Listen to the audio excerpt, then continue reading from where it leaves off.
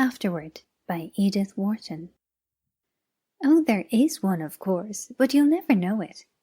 The assertion, laughingly flung out 6 months earlier in a bright June garden, came back to Mary Boyne with a sharp perception of its latent significance as she stood in the December dusk, waiting for the lamps to be brought into the library.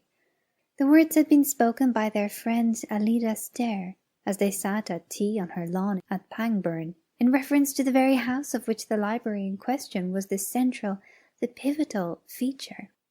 Mary Boyne and her husband, in quest of a country place in one of the southern or southwestern counties, had, on their arrival in England, carried their problems straight to Alida Stair, who had successfully solved it in her own case. But it was not until they had rejected, almost capriciously, several practical and judicious suggestions that she threw it out. Well, there's Ling in Dorsetshire. It belongs to Hugo's cousins, and you can get it for a song. The reasons she gave for its being obtainable on these terms, its remoteness from a station, its lack of electric light, hot water pipes, and other vulgar necessities, were exactly those pleading in its favour with two romantic Americans perversely in search of the economic drawbacks which were associated, in their tradition, with unusual architectural felicities. I should never believe I was living in an old house unless I was thoroughly uncomfortable, Ned Boyne, the more extravagant of the two, had jocosely insisted. The least hint of convenience would make me think it had been bought out of an exhibition, with the pieces numbered and set up again. And they had proceeded to enumerate, with humorous precision, their various suspicions and exactions, refusing to believe that the house their cousin recommended was really Tudor, till they learned it had no heating system, or that the village church was literally in the grounds, till she assured them of the deplorable uncertainty of the water supply. "It's too uncomfortable to be true," Edward Boyne had continued to exult, as the avowal of each disadvantage was successively wrung from her, but he had cut short his rhapsody to ask, with a sudden relapse to distrust, "And the ghost? You've been concealing from us the fact that there is no ghost?" Mary, at the moment, had laughed with him, yet almost with her laugh, being possessed of several sets of independent perceptions, had noted a sudden flatness of tone in Alida's answering hilarity. "Oh, Dorsetshire's full of ghosts, you know." Yes, but that won't do. I don't want to have to drive 10 miles to see somebody else's ghost. I want one of my own on the premises. Is there a ghost at Ling?" His rejoinder had made Alida laugh again, and it was then that she had flung back tantalizingly, "Oh, there is one, of course, but you'll never know it." "Never know it?" Boyne pulled her up. "But what in the world constitutes a ghost except the fact of its being known for one?" "I can't say, but that's the story." "That there's a ghost, but that nobody knows it's a ghost?" "Well, not till afterward, at any rate." "Till afterward?" "Not till long, long afterward." "But if it's once been identified as an unearthly visitant, why hasn't its signalment been handed down in the family? How has it managed to preserve its incognito?" Alida could only shake her head. "Don't ask me, but it has." "And then suddenly," Mary spoke up as if from some cavernous depth of divination, "suddenly, long afterward, one says to oneself, 'That was it?'" She was oddly startled at the sepulchral sound with which her question fell on the banter of the other two, and she saw the shadow of the same surprise flit across Alida's clear pupils. "I suppose so. One just has to wait." "Oh, hang waiting," Ned broke in. "Life's too short for a ghost who can only be enjoyed in retrospect. Can't we do better than that, Mary?" But it turned out that in the event they were not destined to, for within 3 months of their conversation with Mrs. Stair they were established at Ling, and the life they had yearned for to the point of planning it out in all its daily details had actually begun for them. It was to sit in the thick December dusk by just such a wide-hooded fireplace, under just such black oak rafters, with the sense that beyond the mullioned panes the downs were darkening to a deeper solitude. It was for the ultimate indulgence in such sensations that Mary Boyne had endured for nearly 14 years the soul-deadening ugliness of the Middle West, and that Boyne had ground on doggedly at his engineering till, with a suddenness that still made her blink. The prodigious windfall of the Blue Star mine had put them at a stroke in possession of life and the leisure to taste it.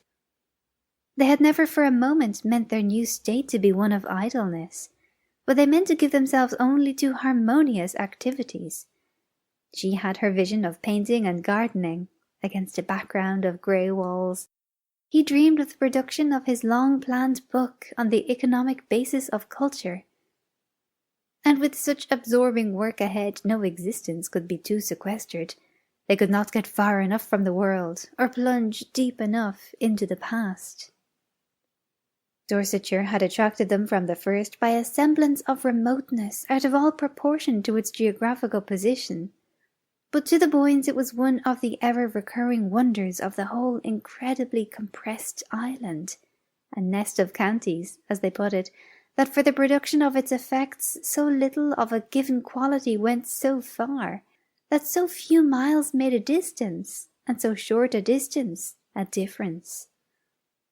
"It's that," Ned had once enthusiastically explained, "that gives such depth to their effects, such relief to their least contrasts. They've been able to lay the butter so thick on every exquisite mouthful." The butter had certainly been laid on thick at Ling. The old grey house, hidden under a shoulder of the downs, had almost all the finer marks of commerce with a protracted past. The mere fact that it was neither large nor exceptional made it, to the Boynes, abound the more richly in its special sense, the sense of having been for centuries a deep, dim reservoir of life. The life had probably not been of the most vivid order.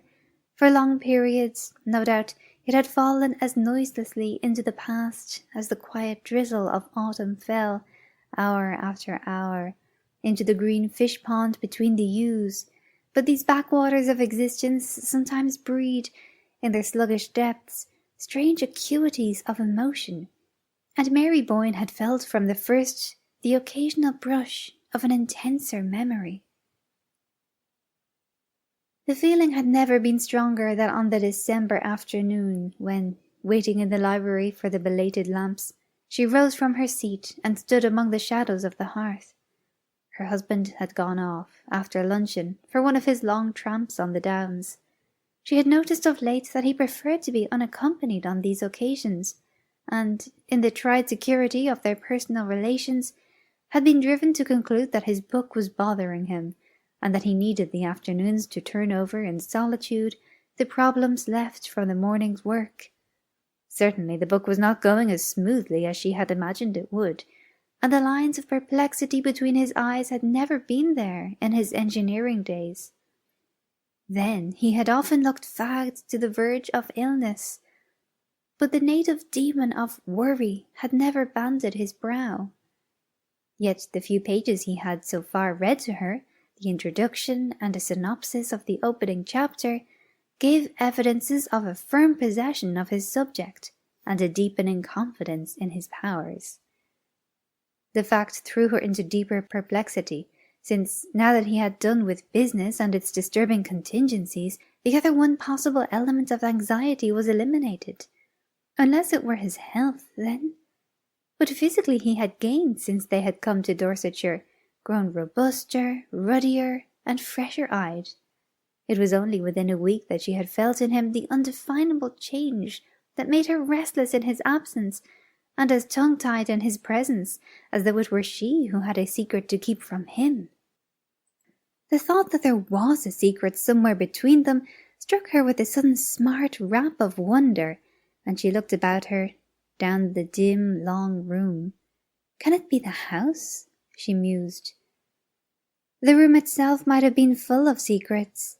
They seemed to be piling themselves up, as evening fell, like the layers and layers of velvet shadow dropping from the low ceiling, the dusky walls of books, the smoke-blurred sculpture of the hooded hearth.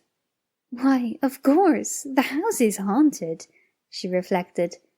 The ghost, Alida's imperceptible ghost, after figuring largely in the banter of their first month or two at Ling, had been gradually discarded as too ineffectual for imaginative use. Mary had, indeed, as became the tenant of a haunted house, made the customary inquiries among her few rural neighbours, but beyond a vague, "They do say so, ma'am," the villagers had nothing to impart. The elusive spectre had apparently never had sufficient identity for a legend to crystallize about it, and after a time the Boynes had laughingly set the matter down to their profit and loss account, agreeing that Ling was one of the few houses good enough in itself to dispense with supernatural enhancements. "And I suppose, poor ineffectual demon, that's why it beats its beautiful wings in vain in the void," Mary had laughed concludingly. "Or rather," Ned answered in the same strain, "why, amid so much that's ghostly, it can never affirm its separate existence as the ghost." And thereupon their invisible housemate had finally dropped out of their references, which were numerous enough to make them promptly unaware of the loss.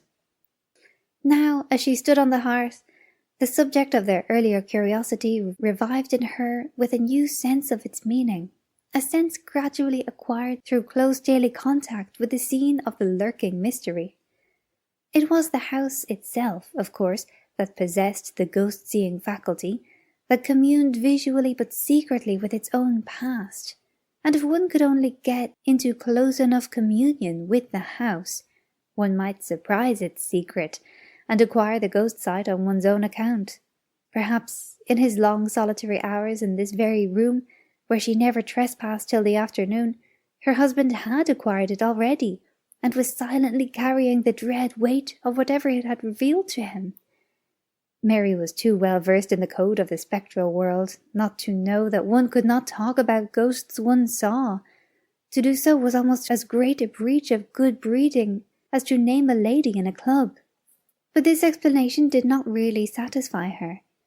What, after all, except for the fun of the frisson, she reflected, would he really care for any of their old ghosts? And thence she was thrown back once more on the fundamental dilemma, the fact that one's greater or less susceptibility to spectral influences had no particular bearing on the case, since, when one did see a ghost at Ling, one did not know it. "Not till long afterward," Alida Stair had said. Well, supposing Ned had seen one when they first came, and had known only within the last week what had happened to him? More and more, under the spell of the hour, she threw back her searching thoughts to the early days of their tenancy, but at first only to recall a gay confusion of unpacking, settling, arranging of books, and calling to each other from remote corners of the house as treasure after treasure of their habitation revealed itself to them. It was in this particular connection that she presently recalled a certain soft afternoon of the previous October, when, passing from the first rapturous flurry of exploration to a detailed inspection of the old house, she had pressed, like a novel heroine, a panel that opened at her touch, on a narrow flight of stairs leading to an unsuspected flat ledge of the roof which, from below, seemed to slope away on all sides too abruptly for any but practised feet to scale. The view from this hidden coign was enchanting, and she had flown down to snatch Ned from his papers and give him the freedom of her discovery. She remembered still how, standing on the narrow ledge, he had passed his arm about her while their gaze flew to the long, tossed horizon line of the down, and then dropped contentedly back to trace the arabesque of yew hedges about the fish pond and the shadow of the cedar on the lawn. "And now the other way," he had said, gently turning her about within his arm and closely pressed to him. She had absorbed, like some long, satisfying draught, the picture of the grey-walled court, the squat lions on the gates, and the lime avenue reaching up to the high road under the downs. It was just then, while they gazed and held each other, that she had felt his arm relax, and heard a sharp "hello" that made her turn to glance at him. Distinctly, yes, she now recalled she had seen, as she glanced, a shadow of anxiety, of perplexity rather, fall across his face, and following his eyes, had beheld the figure of a man in loose greyish clothes, as it appeared to her, who was sauntering down the lime avenue to the court with the tentative gait of a stranger seeking his way. Her short-sighted eyes had given her but a blurred impression of slightness and greyness, with something foreign, or at least unlocal, in the cut of the figure or its garb. But her husband had apparently seen more, seen enough to make him push past her with a sharp "Wait!" and dash down the twisting stairs without pausing to give her a hand for the descent. A slight tendency to dizziness obliged her, after a provisional clutch at the chimney against which they had been leaning, to follow him down more cautiously, and when she had reached the attic landing she paused again for a less definite reason, leaning over the oak banister to strain her eyes through the silence of the brown, sun-flecked depths below. She lingered there till, somewhere in those depths, she heard the closing of a door. Then, mechanically impelled, she went down the shallow flights of steps till she reached the lower hall. The front door stood open on the mild sunlight of the court, and hall and court were empty. The library door was open too, and after listening in vain for any sound of voices within, she quickly crossed the threshold and found her husband alone, vaguely fingering the papers on his desk. He looked up, as if surprised at her precipitate entrance, but the shadow of anxiety had passed from his face, leaving it even, as she fancied, a little brighter and clearer than usual. "What was it? Who was it?" she asked. "Who?" he repeated, with the surprise still all on his side. "The man we saw coming towards the house." He seemed honestly to reflect. "The man? Why, I thought I saw Peters. I dashed after him to say a word about the stable drains, but he had disappeared before I could get down." "Disappeared? Why, he seemed to be walking so slowly when we saw him." Boyne shrugged his shoulders. "So I thought, but he must have got up steam in the interval. What do you say to our trying a scramble up Meldon Steep before sunset?" That was all.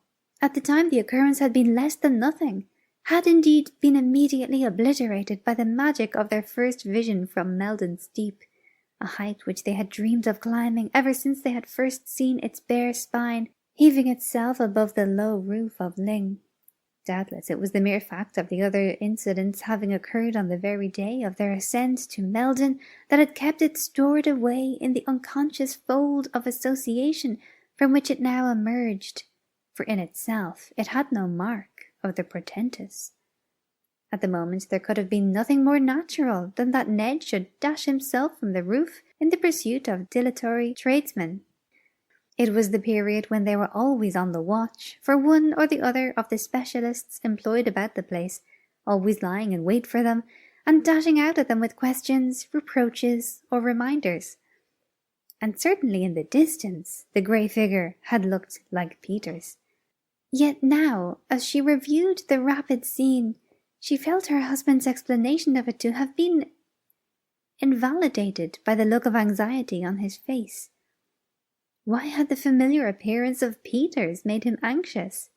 Why, above all, if it was of such prime necessity to confer with that authority on the subject of the stable drains, had the failure to find him produced such a look of relief? Mary could not say that any one of these considerations had occurred to her at the time, yet from the promptness with which they now marshalled themselves at her summons, she had a sudden sense that they must all along have been there, waiting their hour. Weary with her thoughts, she moved toward the window. The library was now completely dark, and she was surprised to see how much faint light the outer world still held. As she peered out into it across the court, a figure shaped itself in the tapering perspective of bare lines. It looked like a mere blot of deeper grey in the greyness, and, for an instant, as it moved towards her, her heart thumped to the thought, "It's the ghost." She had time, in that long instant, to feel suddenly that the man of whom 2 months earlier she had a brief, distant vision from the roof was now, at his predestined hour, about to reveal himself as not having been Peters, and her spirit sank under the impending fear of the disclosure. but almost with the next tick of the clock, the ambiguous figure, gaining substance and character, showed itself even to her weak sight as her husband's, and she turned away to meet him as he entered with the confession of her folly. "It's really too absurd," she laughed out from the threshold, "but I never can remember." "Remember what?" Boyne questioned as they drew together. "That when one sees the Ling ghost, one never knows it." Her hand was on his sleeve, and he kept it there, but with no response in his gesture or in the lines of his fagged, preoccupied face. "Did you think you'd seen it?" he asked, after an appreciable interval. "Why, I actually took you for it, my dear, in my mad determination to spot it." "Me? Just now?" His arm dropped away, and he turned from her with a faint echo of her laugh. "Really, dearest, you'd better give it up, if that's the best you can do." "Yes, I give it up, I give it up. Have you?" she asked, turning round on him abruptly. The parlour maid had entered with letters and a lamp, and the light struck up into Boyne's face as he bent above the tray she presented. "Have you?" Mary perversely insisted, when the servant had disappeared on her errand of illumination. "Have I what?" he rejoined absently, the light bringing out the sharp stamp of worry between his brows as he turned over the letters. "Given up trying to see the ghost." Her heart beat a little at the experiment she was making. Her husband, laying his letters aside, moved away into the shadow of the hearth. "I never tried," he said, tearing open the wrapper of a newspaper. "Well, of course," Mary persisted, "the exasperating thing is that there's no use trying, since one can't be sure till so long afterward." He was unfolding the paper as if he had hardly heard her, but after a pause, during which the sheets rustled spasmodically between his hands, he lifted his head to say abruptly, "Have you any idea how long?" Mary had sunk into a low chair beside the fireplace. From her seat she looked up, startled, at her husband's profile, which was darkly projected against the circle of lamplight. "No, none." "Have you?" she retorted, repeating her former phrase with an added keenness of intention. Boyne crumpled the paper into a bunch, and then inconsequently turned back with it towards the lamp. "Lord, no, I only meant," he explained, with a faint tinge of impatience, "is there any legend, any tradition as to that?" "Not that I know of," she answered, but the impulse to add, "What makes you ask?" was checked by the reappearance of the parlour maid with tea and a second lamp. With the dispersal of shadows and the repetition of the daily domestic office, Mary Boyne felt herself less oppressed by that sense of something mutely imminent which had darkened her solitary afternoon. For a few moments she gave herself silently to the details of her task, and when she looked up from it she was struck to the point of bewilderment by the change in her husband's face. He had seated himself near the farther lamp, and was absorbed in the perusal of his letters. But was it something he had found in them, or merely the shifting of her own point of view, that had restored his features to their normal aspect? The longer she looked, the more definitely the change affirmed itself. The lines of painful tension had vanished, and such traces of fatigue as lingered were of the kind easily attributable to steady mental effort. He glanced up, as if drawn by her gaze, and met her eyes with a smile. "I'm dying for my tea, you know, and here's a letter for you," he said. She took the letter he held out in exchange for the cup she proffered him, and, returning to her seat, broke the seal with the languid gesture of the reader whose interests are all enclosed in the circle of one cherished presence. Her next conscious motion was that of starting to her feet, the letter falling to them as she rose, while she held out to her husband a long newspaper clipping. "Ned, what's this? What does it mean?" He had risen at the same instant, almost as if hearing her cry before she uttered it, and for a perceptible space of time he and she studied each other, like adversaries watching for an advantage, across the space between her chair and his desk. "What's what? You fairly made me jump," Boyne said at length, moving towards her with a sudden, half-exasperated laugh. The shadow of apprehension was on his face again. Not now a look of fixed foreboding, but a shifting vigilance of lips and eyes that gave her the sense of his feeling himself invisibly surrounded. Her hand shook so that she could hardly give him the clipping. "This article from the Waukesha Sentinel, that a man named Elwell has brought a suit against you, that there was something wrong about the Blue Star Mine. I can't understand more than half." They continued to face each other as she spoke, and to her astonishment she saw that her words had the almost immediate effect of dissipating the strained watchfulness of his look. "Oh, that!" He glanced down the printed slip, and then folded it with the gesture of one who handles something harmless and familiar. "What's the matter with you this afternoon, Mary? I thought you'd got bad news." She stood before him with her undefinable terror subsiding slowly under the reassuring touch of his composure. "You knew about this, then? It's all right?" "Certainly I knew about it, and it's all right." "But what is it? I don't understand. What does this man accuse you of?" "Oh, pretty nearly every crime in the calendar." Boyne had tossed the clipping down and thrown himself comfortably into an armchair near the fire. "Do you want to hear the story? It's not particularly interesting. Just a squabble over interests in the Blue Star." "But who is this Elwell? I don't know the name." "Oh, he's a fellow I put into it. Gave him a hand up. I told you all about him at the time." "I dare say. I must have forgotten." Vainly she strained back among her memories. "But if you helped him, why does he make this return?" "Oh, probably some shyster lawyer got hold of him and talked him over. It's all rather technical and complicated. I thought that kind of thing bored you." His wife felt a sting of compunction. Theoretically, she deprecated the American wife's detachment from her husband's professional interests, but in practice she had always found it difficult to fix her attention on Boyne's report of the transactions in which his varied interests involved him.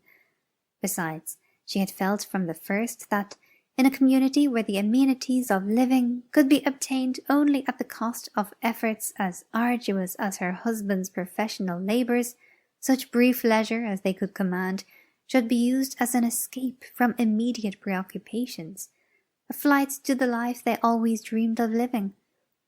Once or twice, now that this new life had actually drawn its magic circle about them, she had asked herself if she had done right. But hitherto such conjectures had been no more than the retrospective excursions of an active fancy. Now, for the first time, it startled her a little to find how little she knew of the material foundation on which her happiness was built. She glanced again at her husband, and was reassured by the composure of his face. Yet she felt the need of more definite ground for her reassurance. "But doesn't this suit worry you? Why have you never spoken to me about it?" He answered both questions at once. "I didn't speak of it at first because it did worry me. Annoyed me, rather. But it's all ancient history now. Your correspondent must have got hold of a back number of the Sentinel." She felt a quick thrill of relief. "You mean it's over? He's lost his case?" There was a just perceptible delay in Boyne's reply. "The suit's been withdrawn, that's all." But she persisted, as if to exonerate herself from the inward charge of being too easily put off. "Withdrawn because he saw he had no chance?" "Oh, he had no chance," Boyne answered. She was still struggling with a dimly felt perplexity at the back of her thoughts. "How long ago was it withdrawn?" He paused, as if with a slight return of his former uncertainty. "I've just had the news now, but I've been expecting it." "Just now? In one of your letters?" "Yes, in one of my letters." She made no answer, and was aware only, after a short interval of waiting, that he had risen, and, strolling across the room, had placed himself on the sofa at her side. She felt him, as he did so, pass an arm about her. She felt his hand seek hers and clasp it, and, turning slowly, drawn by the warmth of his cheek, she met the smiling clearness of his eyes. "It's all right? It's all right?" she questioned, through the flood of her dissolving doubts. And I give you my word it was never righter, he laughed back at her, holding her close. One of the strangest things she was afterward to recall out of all the next day's incredible strangeness was the sudden and complete recovery of her sense of security. It was in the air when she woke in her low-ceilinged, dusky room. It accompanied her downstairs to the breakfast table, flashed out at her from the fire, and reduplicated itself brightly from the flanks of the urn and the sturdy flutings of the Georgian teapot. It was as if, in some roundabout way, all her diffused apprehensions of the previous day, with their moment of sharp concentration about the newspaper article, as if this dim questioning of the future and startled return upon the past had between them liquidated the arrears of some haunting moral obligation. If she had indeed been careless of her husband's affairs, it was, her new state seemed to prove, because her faith in him instinctively justified such carelessness, and his right to her faith had overwhelmingly affirmed itself in the very face of menace and suspicion. She had never seen him more untroubled, more naturally and unconsciously in possession of himself, than after the cross-examination to which she had subjected him.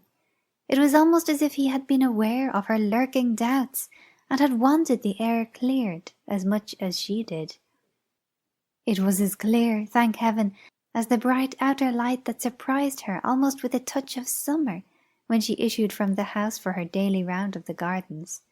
She had left Boyne at his desk, indulging herself, as she passed the library door, by a last peep at his quiet face, where he bent, pipe in mouth, above his papers, and now she had her own morning's tasks to perform. The task involved on such charmed winter days almost as much delighted loitering about the different quarters of her domain as if spring were already at work on shrubs and borders. There were such inexhaustible possibilities still before her, such opportunities to bring out the latent graces of the old place without a single irreverent touch of alteration, that the winter months were all too short to plan what spring and autumn executed. And her recovered sense of safety gave, on this particular morning, a peculiar zest to her progress through the sweet, still place. She went first to the kitchen garden, where the espaliered pear trees drew complicated patterns on the walls, and pigeons were fluttering and preening about the silvery slated roof of their cot. There was something wrong about the piping of the hothouse, and she was expecting an authority from Dorchester, who was to drive out between trains and make a diagnosis of the boiler. But when she dipped into the damp heat of the greenhouses, among the spiced scents and waxy pinks and reds of old-fashioned exotics, even the flora of Ling was in the note.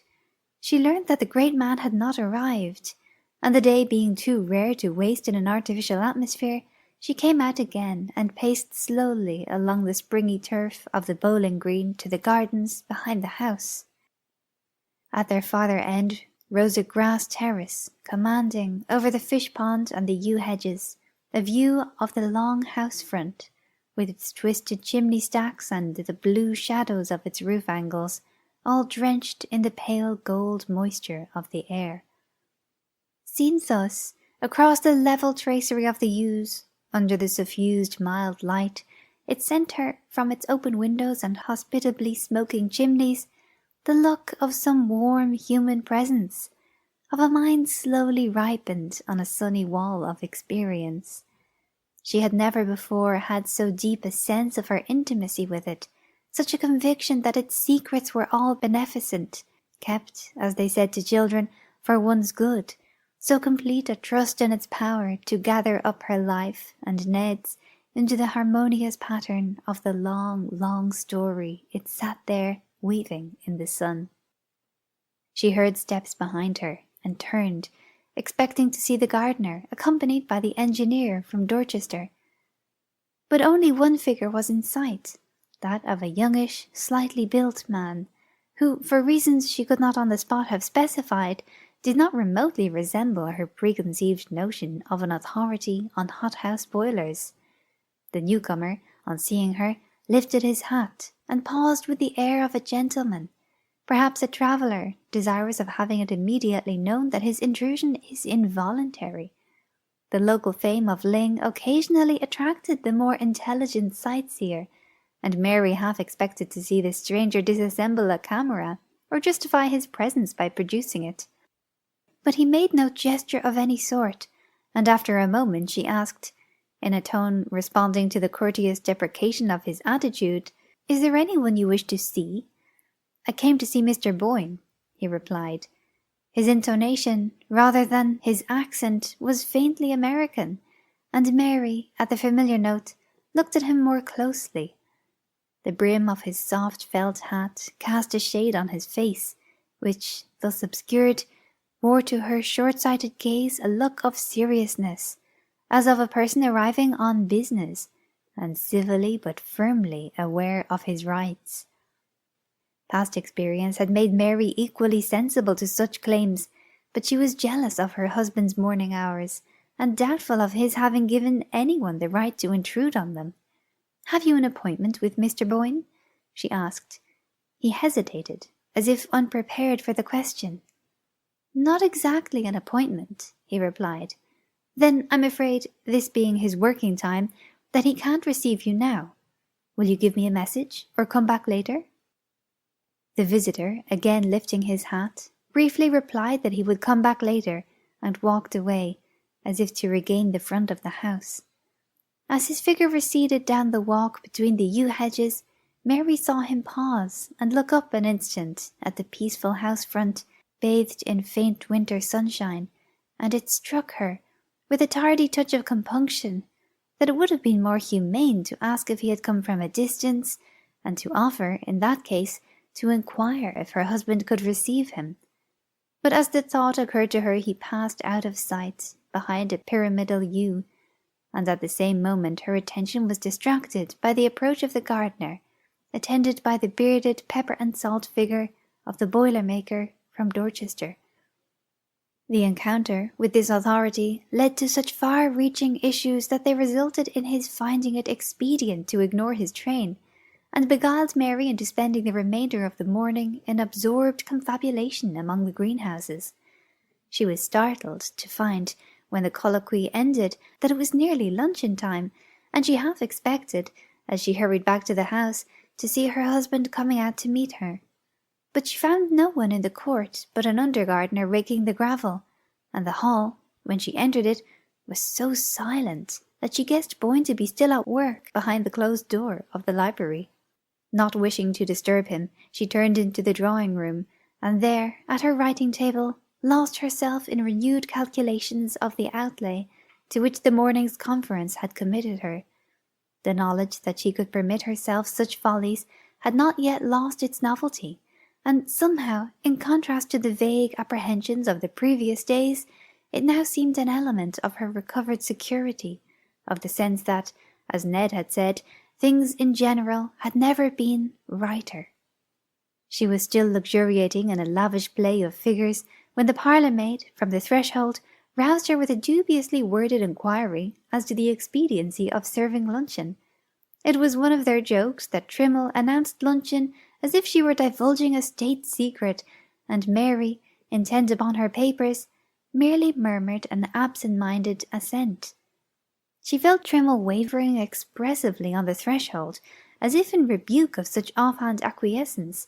Then her retreating steps sounded down the passage, and Mary, pushing away her papers, crossed the hall and went to the library door.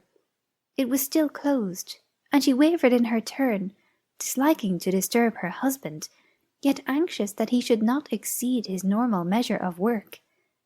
As she stood there, balancing her impulses, the esoteric Trimmle returned with the announcement of luncheon, and Mary, thus impelled, opened the door and went into the library. Boyne was not at his desk, and she peered about her, expecting to discover him at the bookshelves, somewhere down the length of the room, but her call brought no response, and gradually it became clear to her that he was not in the library. She turned back to the parlour-maid. "Mr. Boyne must be upstairs. Please tell him that luncheon is ready." The parlour-maid appeared to hesitate between the obvious duty of obeying orders and an equally obvious conviction of the foolishness of the injunction laid upon her. The struggle resulted in her saying doubtfully, "If you please, madam, Mr. Boyne's not upstairs." "Not in his room? Are you sure?" "I'm sure, madam." Mary consulted the clock. "Where is he, then?" "He's gone out," Trimmle announced, with the superior air of one who has respectfully waited for the question that a well-ordered mind would have first propounded. Mary's previous conjecture had been right, then. Boyne must have gone to the gardens to meet her, and since she had missed him, it was clear that he had taken the shorter way by the south door, instead of going round to the court. She crossed the hall to the glass portal, opening directly on the yew garden, but the parlour-maid, after another moment of inner conflict, decided to bring out recklessly, "Please, madam, Mr. Boyne didn't go that way." Mary turned back. Where did he go, and when? "He went out of the front door, up the drive, madam." It was a matter of principle with Trimmle never to answer more than one question at a time. "Up the drive? At this hour?" Mary went to the door herself, and glanced across the court through a long tunnel of bare limes. But its perspective was as empty as when she had scanned it on entering the house. "Did Mr. Boyne leave no message?" she asked. Trimmle seemed to surrender herself to a last struggle with the forces of chaos. "No, madam, he just went out with the gentleman." "The gentleman? What gentleman?" Mary wheeled about, as if to front this new factor. "The gentleman who called, madam," said Trimmle resignedly. "When did a gentleman call? Do explain yourself, Trimmle." Only the fact that Mary was very hungry, and that she wanted to consult her husband about the greenhouses, would have caused her to lay so unusual an injunction on her attendant, and even now she was detached enough to note in Trimmle's eye the dawning defiance of the respectful subordinate who has been pressed too hard. "I couldn't say exactly the hour, madam, because I didn't let the gentleman in," she replied, with the air of magnanimously ignoring the irregularity of her mistress's course. "You didn't let him in?" "No, madam. When the bell rang I was dressing, and Agnes—" "Go and ask Agnes, then," Mary interjected. Trimmle still wore her look of patient magnanimity. "Agnes would not know, madam, for she had unfortunately burnt her hand in trying the wick of the new lamp from town." Trimmle, as Mary was aware, had always been opposed to the new lamp, and so Mrs. Dockett sent the kitchen maid instead. Mary looked again at the clock. "It's after 2. Go and ask the kitchen maid if Mr. Boyne left any word." She went into luncheon without waiting, and Trimmle presently brought her there the kitchen maid's statement that the gentleman had called about 1 o'clock, and that Mr. Boyne had gone out with him without leaving any message. The kitchen maid did not even know the caller's name, for he had written it on a slip of paper, which he had folded and handed to her, with the injunction to deliver it at once to Mr. Boyne. Mary finished her lunch, still wondering, and when it was over, and Trimmle had brought the coffee to the drawing-room, her wonder had deepened to a first faint tinge of disquietude. It was unlike Boyne to absent himself without explanation at so unwonted an hour, and the difficulty of identifying the visitor whose summons he had apparently obeyed made his disappearance the more unaccountable. Mary Boyne's experience as the wife of a busy engineer, subject to sudden calls and compelled to keep irregular hours, had trained her to the philosophic acceptance of surprises, but since Boyne's withdrawal from business he had adopted a Benedictine regularity of life, as if to make up for the dispersed and agitated years, with their stand-up lunches and dinners rattled down to the joltings of the dining car. He cultivated the last refinements of punctuality and monotony, discouraging his wife's fancy for the unexpected, and declaring that to a delicate taste there were infinite gradations of pleasure in the fixed recurrences of habit. Still, since no life can completely defend itself from the unforeseen, it was evident that all Boyne's precautions would sooner or later prove unavailable, and Mary concluded that he had cut short a tiresome visit by walking with his caller to the station, or at least accompanying him for part of the way. This conclusion relieved her from farther preoccupation, and she went out herself to take up her conference with the gardener. Thence she walked to the village post office, a mile or so away, and when she turned toward home, the early twilight was setting in.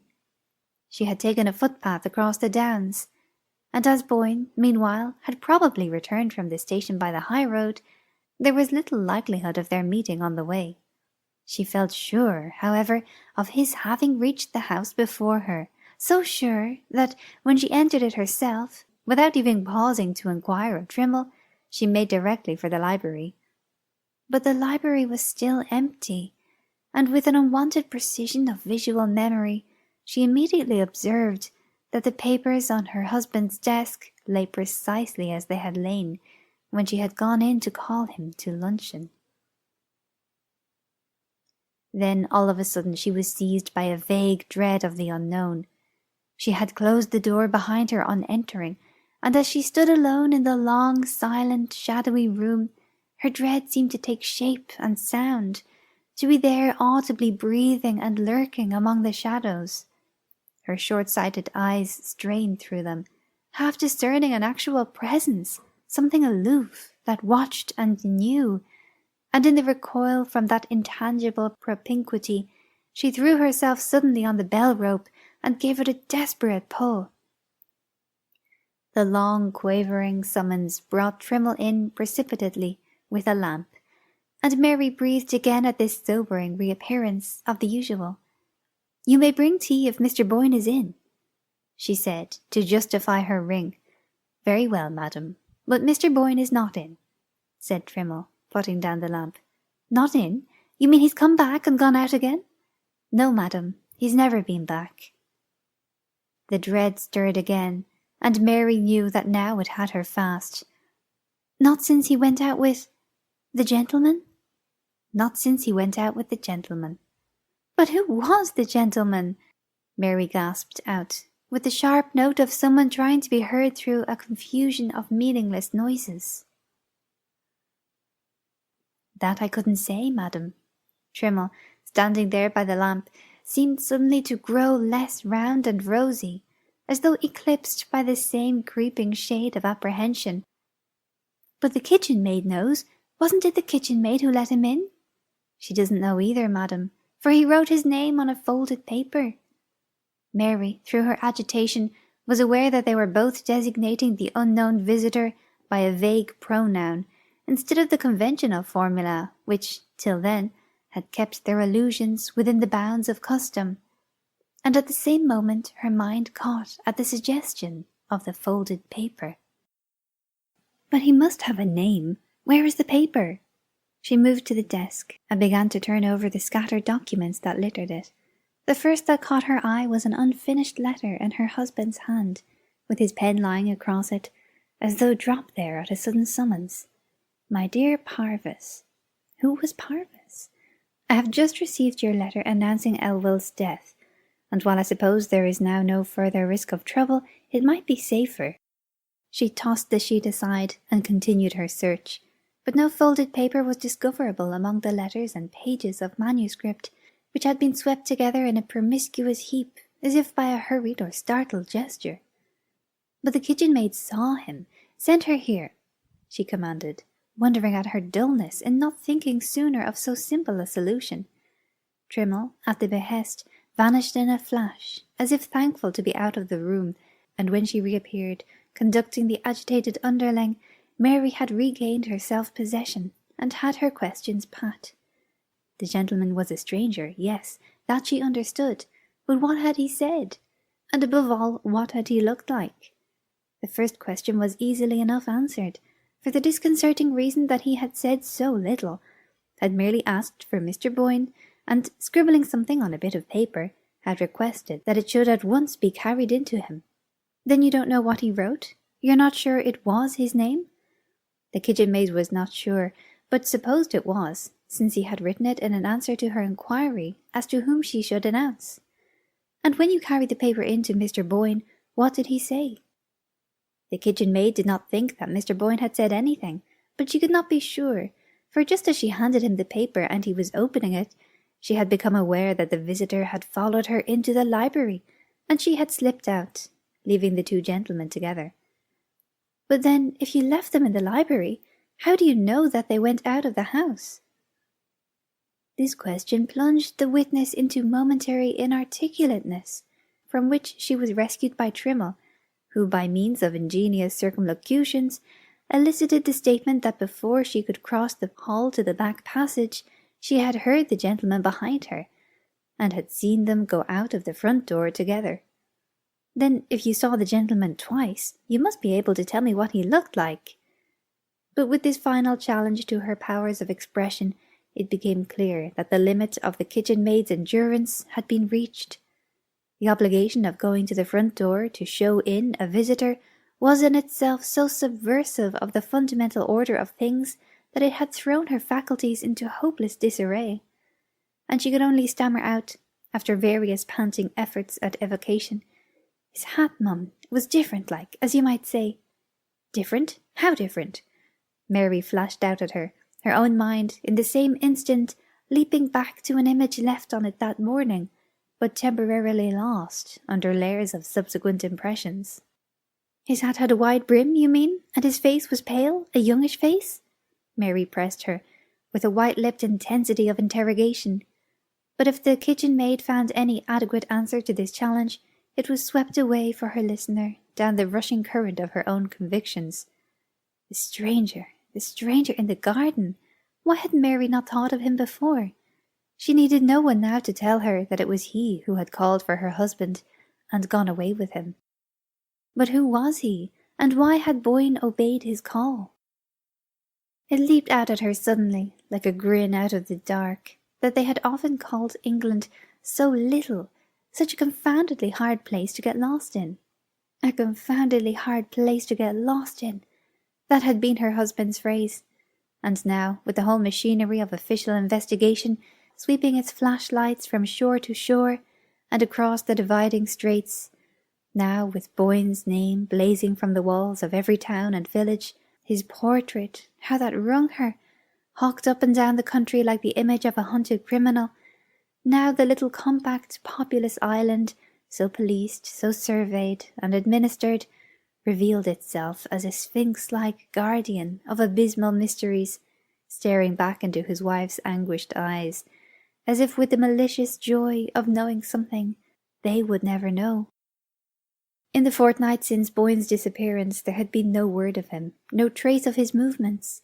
Even the usual misleading reports that raise expectancy in tortured bosoms had been few and fleeting. No one but the bewildered kitchen maid had seen him leave the house, and no one else had seen the gentleman who accompanied him.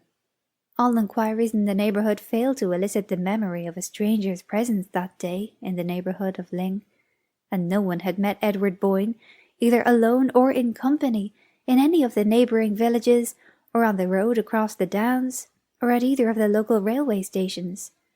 The sunny English noon had swallowed him as completely as if he had gone out into Cimmerian night. Mary, while every external means of investigation was working at its highest pressure, had ransacked her husband's papers for any trace of antecedent complications, of entanglements or obligations unknown to her that might throw a faint ray into the darkness. But if any such had existed in the background of Boyne's life, they had disappeared as completely as the slip of paper on which the visitor had written his name. There remained no possible thread of guidance, except, if it were indeed an exception, the letter which Boyne had apparently been in the act of writing when he received his mysterious summons. That letter, read and reread by his wife, and submitted by her to the police, yielded little enough for conjecture to feed on. "I have just heard of Elwell's death, and while I suppose there is now no further risk of trouble, it might be safer." That was all. The risk of trouble was easily explained by the newspaper clipping which had apprised Mary of the suit brought against her husband by one of his associates in the Blue Star enterprise. The only new information conveyed in the letter was the fact of its showing Boyne, when he wrote it, to be still apprehensive of the results of the suit, though he had assured his wife that it had been withdrawn, and though the letter itself declared that the plaintiff was dead. It took several weeks of exhaustive cabling to fix the identity of the Parvis to whom the fragmentary communication was addressed, but even after these inquiries had shown him to be a Waukesha lawyer, no new facts concerning the Elwell suit were elicited. He appeared to have had no direct concern in it, but to have been conversant with the facts merely as an acquaintance and possible intermediary, and he declared himself unable to divine with what object Boyne intended to seek his assistance. This negative information, sole fruit of the first fortnight's feverish search, was not increased by a jot during the slow weeks that followed. Mary knew that the investigations were still being carried on, but she had a vague sense of their gradually slackening, as the actual march of time seemed to slacken. It was as though the days, flying horror-struck from the shrouded image of the one inscrutable day, gained assurance as the distance lengthened, till at last they fell back into their normal gait. And so with the human imaginations at work on the dark event. No doubt it occupied them still, but week by week and hour by hour it grew less absorbing, took up less space, was slowly but inevitably crowded out of the foreground of consciousness by the new problems perpetually bubbling up from the vaporous cauldron of human experience.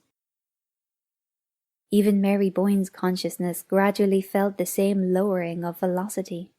It still swayed with the incessant oscillations of conjecture, but they were slower, more rhythmical in their beat. There were moments of overwhelming lassitude when, like the victim of some poison which leaves the brain clear but holds the body motionless, she saw herself domesticated with the horror, accepting its perpetual presence as one of the fixed conditions of life. These moments lengthened into hours and days, till she passed into a phase of stolid acquiescence. She watched the familiar routine of life with the incurious eye of a savage on whom the meaningless processes of civilization make but the faintest impression. She had come to regard herself as part of the routine, a spoke of the wheel, revolving with its motion, and she felt almost like the furniture of the room in which she sat, an insensate object to be dusted and pushed about with the chairs and tables. And this deepening apathy held her fast at Ling, in spite of the urgent entreaties of friends and the usual medical recommendation of change. Her friends supposed that her refusal to move was inspired by the belief that her husband would one day return to the spot from which he had vanished, and a beautiful legend grew up about this imaginary state of waiting. But in reality she had no such belief. The depths of anguish enclosing her were no longer lighted by flashes of hope.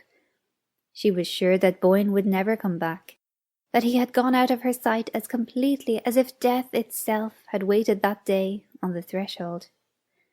She had even renounced, one by one, the various theories as to his disappearance, which had been advanced by the press, the police, and her own agonized imagination.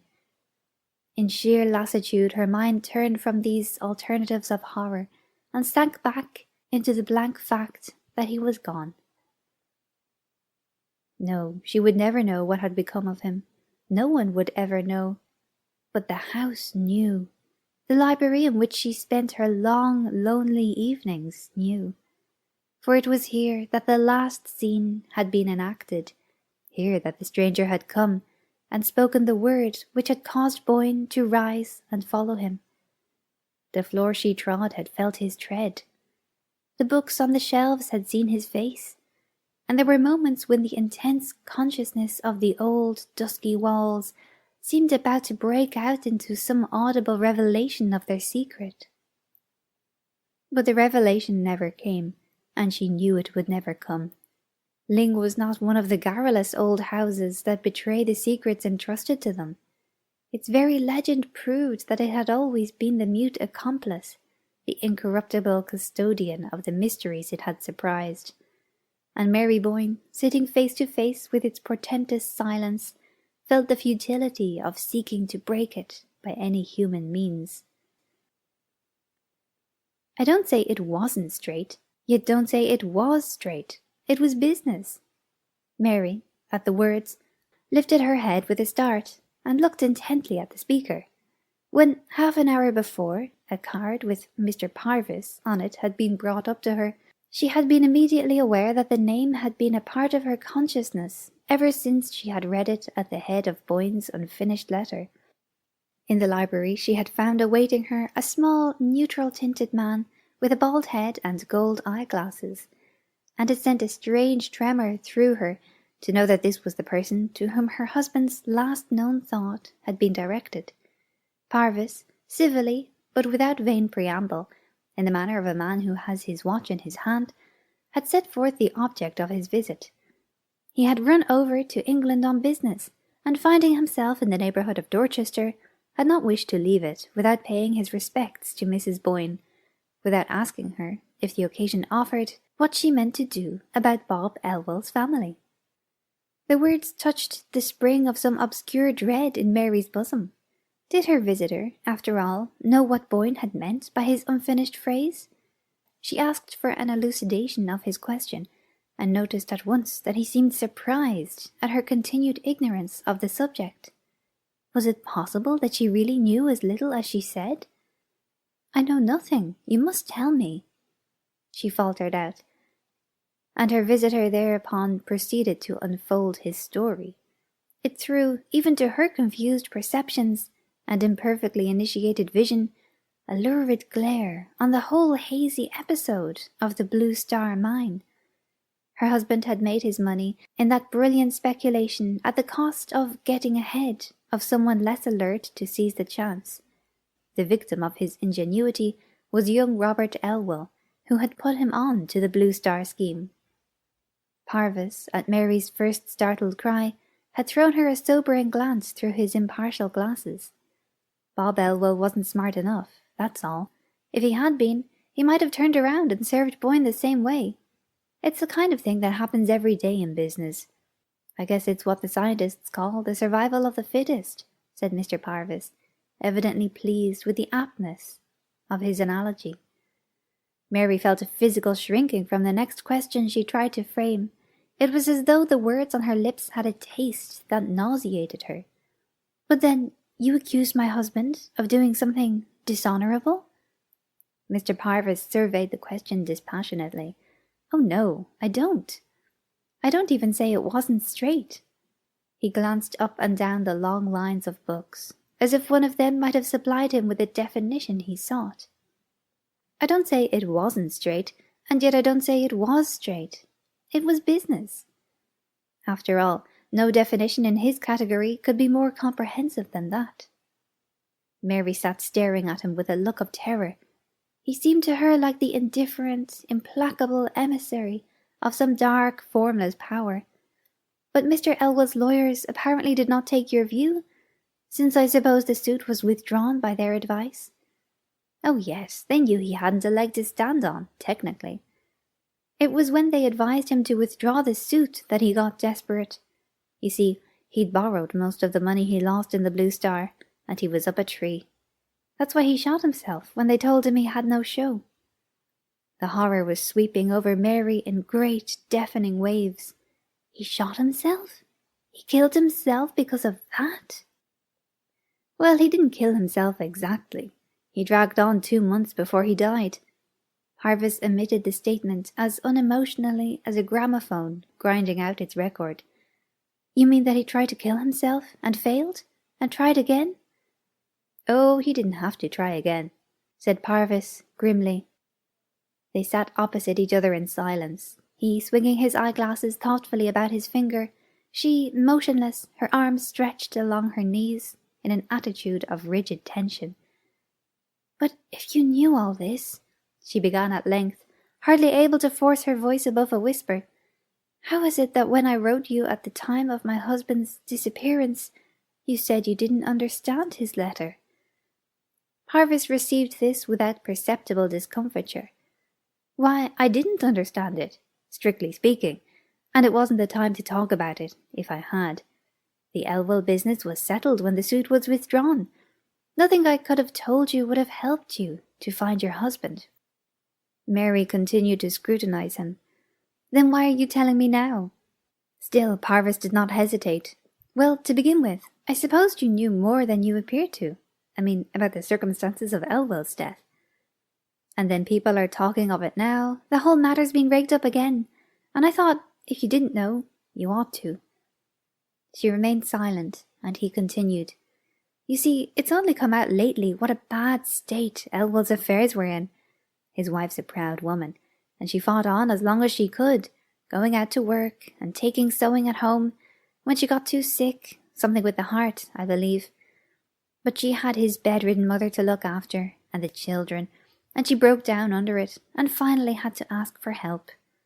That attracted attention to the case, and the papers took it up, and a subscription was started.